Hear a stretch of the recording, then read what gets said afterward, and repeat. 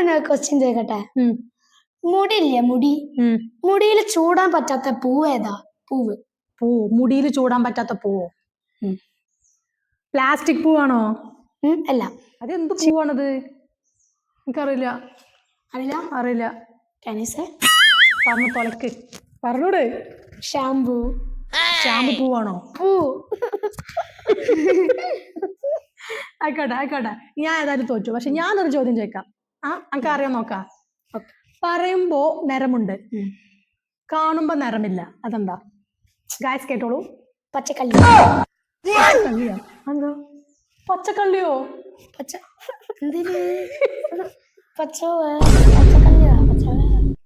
പച്ചവെള്ളം. അതെന്താ പച്ചക്കള്ളി?